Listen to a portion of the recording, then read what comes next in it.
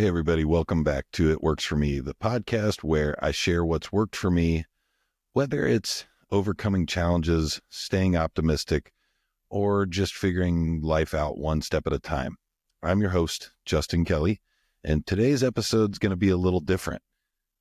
I kind of wanted to take some time to share my story, who I am, where I've been, and why I feel uniquely qualified to do this podcast. I probably should have done this a lot sooner.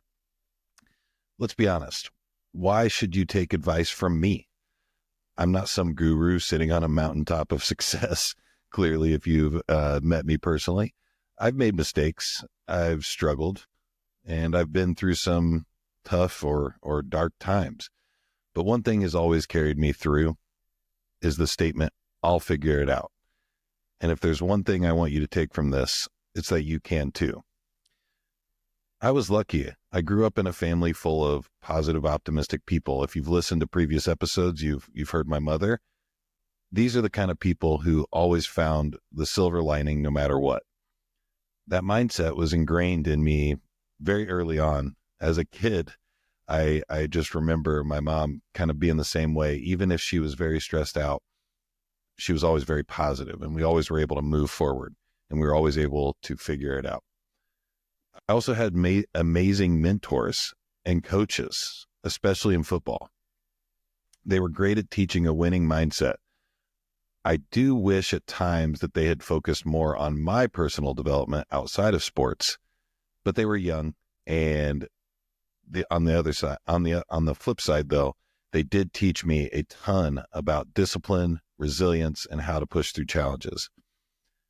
That said, if I could go back, I might make some better choices in high school. I didn't always apply myself in the right way. I thought football was everything. Spoiler alert, it isn't. At 18, life had thrown its first real punch at me. I had torn my ACL playing football. I had had surgery, and I was on the road to recovery. And then, guess what? I got shot in the leg by a 9mm handgun. Yep. You heard it right. A friend of mine was handling a gun and it went off. And just like that, I had nerve damage in my left leg. It was very crazy. The friend of mine didn't know it was loaded. I was messing with it prior to him shooting me. I'm almost 100% convinced that I was the one who pulled the slide back and loaded it. To kind of continue though, with that nerve damage, and I had a thing called foot drop. I had to wear a brace just to keep my foot at a 90-degree angle, and I gained a ton of weight. I was partying a lot with friends and not really taking anything seriously, not taking life seriously. I was living on a friend's couch that I had planned to only live on for maybe 30 days, a month, something like that, and ended up being almost a year or more. That was rock bottom. It would have been easy for me to give up, to sink into negativity. But even then, at that time, even when things were at their worst, I kept telling myself, I'll figure it out. With the help of my family and some determination, I started pulling myself out of that hole.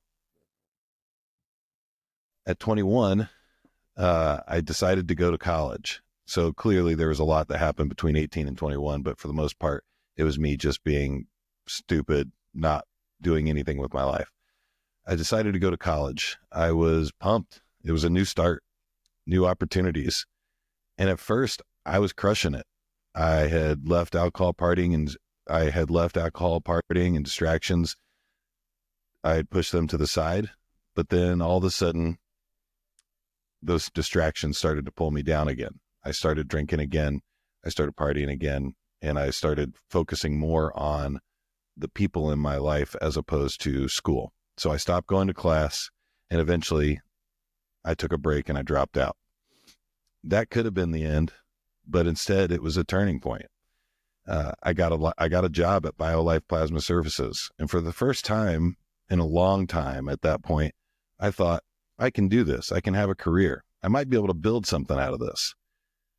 Even more importantly, that's where I met my future wife. Meeting her made me realize I needed to get my life together. It's kind of a funny story. when I met my wife, I had met her at a party and we exchanged numbers, and I told her I would give her a call. I knew at that moment, though, that I didn't have my life together. I needed to get things figured out. I didn't have a license. I didn't have a vehicle. I didn't have anything going for me besides a job that I was making not that much money. So I didn't talk to her again for probably 30 to 60 days, something like that. And when I did finally reach out, it was around Thanksgiving. And I think she was a little confused and not really interested, but somehow, some way, we figured it out. I know I needed to be someone worth being with. So that's why I took that time to kind of get stuff together. So I committed. I worked hard. I applied for every promotion I could with that job of BioLife. I didn't get every one of them, but I learned something valuable just applying for those promotions and for those roles and making the effort shows your leaders where you want to go. That led me to move twice, first to Fort Wayne, then to Greenwood, Indiana. Through all of it, my wife, Jen, at the time, still my girlfriend, she changed her jobs 3 times to support me. I love her for that, and I will always be grateful because she allowed me to have growth in my career and continue to stay with her. Eventually, I hit a wall.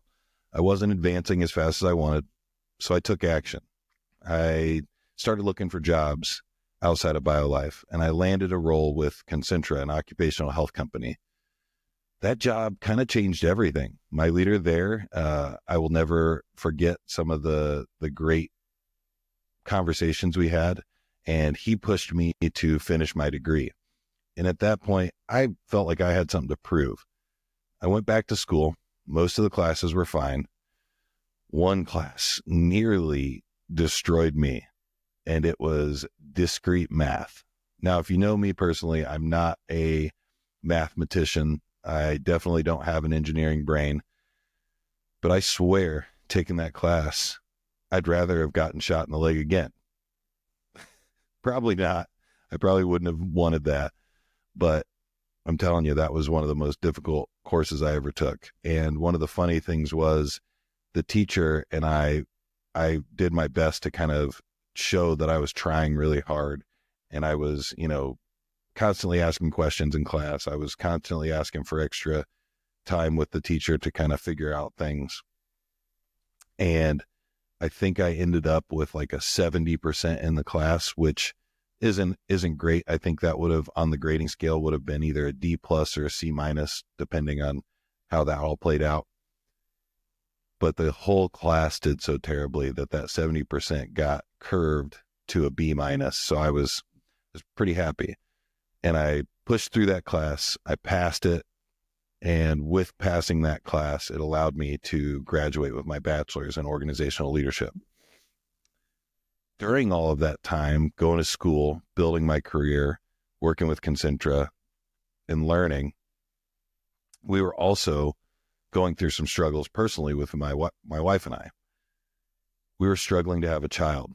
We went through doctor's appointments, tests, treatments, and nothing worked. It was kind of a very embarrassing situation to have to go into a clinic and provide them a sample. I'll just let you guys kind of put 2 and 2 together on that, but that was very uncomfortable for me, and not to mention the ridiculous amount of things that were uncomfortable for my wife. I will never forget that, and she's one of the strongest people I've ever met. So we turned, after none of that stuff worked with the treatments and the things that we tried, we had the option of turning to IVF. After IVF and going through the whole process, there was multiple things that we could have gotten negative about. We could have gotten negative that my wife was told the amount of medication she was taking was wrong. So we went through a whole cycle of meds to get her ready for a egg harvest situation where they pull all the eggs out and try to like increase how many eggs she releases, just to find out that it was wrong and we needed to do it again. But we said we'd figure it out, and we did. and we did a successful harvest. We went through the whole fertilization process, but the problem was we had one fertilized egg that had made it to the size that it needed to be for transfer. Just one. The chances of the successful transfer in this situation, told to us by the doctor after we had gone through all this, maybe we had already heard this, but my mind had blocked it out. The doctor said, just a reminder that there's a 60% chance that this works. That to me is basically a coin flip. That's basically 50%. We could have been negative. We could have let our fear and anxiety take over, but I stayed positive and my wife stayed positive, and we told ourselves, if this is meant to work, it will. And it did. Seeing my first daughter, Elliot, being born was the greatest joys of my life. I'm not a very emotional person. I'm not somebody who cries, but the moment I saw her, tears were streaming down my face. Life tested us again shortly after, though. Jen got pregnant twice more, and we lost both of those pregnancies. It was a dark time, but I kept thinking, we'll get through this. And we did. We now have two beautiful daughters. So after those two lost pregnancies, we had a third, and that was really the tipping point where if this doesn't work out, we're going to have to figure something out. And my wife had gotten pregnant naturally with our second daughter named Sylvie. So we now have two beautiful daughters. And through it all, I did whatever I could. I tried my best to support my wife. I wasn't perfect. There were some challenges. I'm sure she was unhappy with me for quite a bit of time, but I tried. And trying, that's what I think matters the most. Another thing, in 2021, I decided I needed to take my physical fitness seriously. I didn't hire a trainer. I didn't follow an expensive program. I didn't sign up for anything that was super expensive. I didn't, try to find the best gym in the world. I just started teaching myself everything that I could find from the internet. I researched, I experimented, I failed. I did some things that didn't work out. I learned, and I've gotten probably in the best shape of my life. And that's what It Works For Me podcast is all about. You don't need all the answers. You just need the mindset that I'll figure it out. So why am I the right person to host the podcast It Works For Me, you might ask? Because I've lived it. I've been knocked down by injury, bad decisions, my life itself even. But I've never stayed down. I've always found another way forward. And if you're listening to this, I want you to know you can too. It doesn't matter where you are right now. It doesn't matter what obstacles you might be facing. The key, in my opinion, to success, happiness, and fulfillment is simple. Stay positive, keep learning, keep moving forward. That's what It Works For Me is all about. And if this episode resonated with you at all, please share it with someone who needs to hear it. Maybe it's a friend who's struggling. Maybe it's a coworker feeling stuck. Maybe it's a significant other who's going through a tough time. Whoever it is, please pass it along. If you haven't already, subscribe to wherever you listen to podcasts to It Works For Me by Justin Kelly. And thanks for being here. I'll see you in the next one.